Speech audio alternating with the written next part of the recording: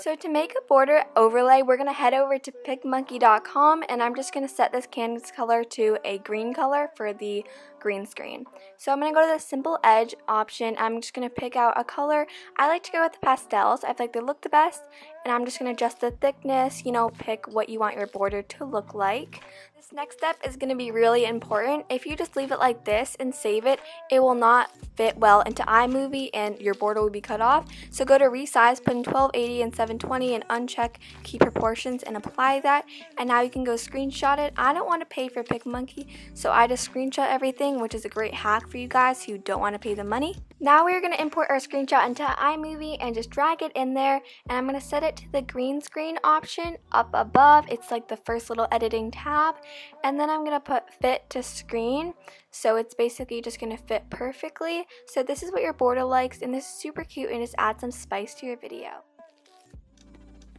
In the gallery of iMovie titles you're going to want to go to the pull focus title, and the pull focus title will create a blurry video because it's going to pull the focus away from your video. We're going to go drag that pull focus title, and when it says like a text and title and subtitle, we're just going to want to delete that.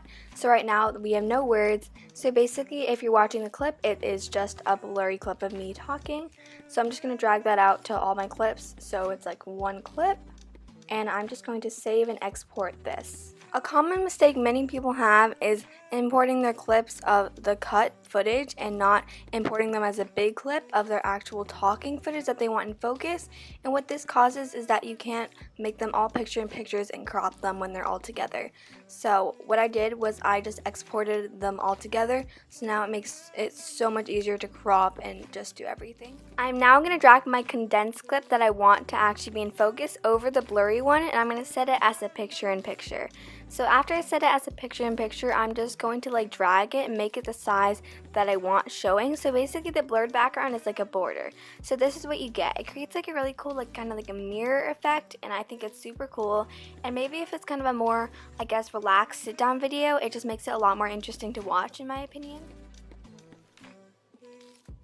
The next thing I'm going to be showing you guys is definitely going to up your editing game. It's green screen transitions. So if you guys find something that you like on YouTube, feel free to copy the link. And my favorite website to use is Save From Net, and I actually have it bookmarked, but you guys can just search up Save From Net or free YouTube downloader, and you can totally download your videos in there. All you have to do is just copy and paste the link and then put it to an MP4 and you can start using it. Now you're just going to drag that green screen to iMovie, and I like to just crop it to the part, like the transition that I want. So I usually just look through the video and get that transition, split the clip, and then I'm going to put this over the video at the time that the transition plays, so it plays in perfectly. And then I like to set it as a green screen at the green/blue screen, and then that makes the green just disappear, and then it's transparent. So as you guys can see, this is just what the transition looks like. Welcome to the color correcting side of this video. So for color correcting, I'm going to want to select all these clips that are uncolor corrected, and I'm going to want to go to the match color that iMovie has, and I'm going to click on Emma Johansson's video and just a clip of it where I like the lighting, and the lighting roughly matches mine. So I'm just going to use the little pointer and just keep on picking until I find one that I like. After going through this process, I usually like to make a few adjustments, but Emma's videos are so aesthetic and perfect that I just left it like this because she's a queen. Light leaks are a really fun thing to add to your video, but of course I do not recommend overusing this, because when I first started my channel I was super obsessed with these, and now when I just look at my old videos and I overuse them, I just cringe. So you want to search up Tumblr ombre gradient background, and they'll show you all these colorful like ombre-ish gradient backgrounds. This is the one I picked. once you have your little gradient background on your desktop, you're going to want to drag it to your iMovie. Now that it's an iMovie, I'm going to make it an overlay and just drag it out to the end of the video. And right now it just looks like an overlay and looks like a wallpaper. It doesn't look like anything special. So you're going to go over here and just lower the opacity, and you guys can kind of see it like adds a filter to your video. This looks super cool and I recommend you guys try it. What I'm last showing you guys is probably going to be the most valuable thing you learned from this video, and it's how to do multiple overlays. This skill has helped me so much. So this is what I want to do. I want to have a little green screen on top of this plain background, and this is kind of my main part of this video, and I want to add like an overlay of a keynote I just made.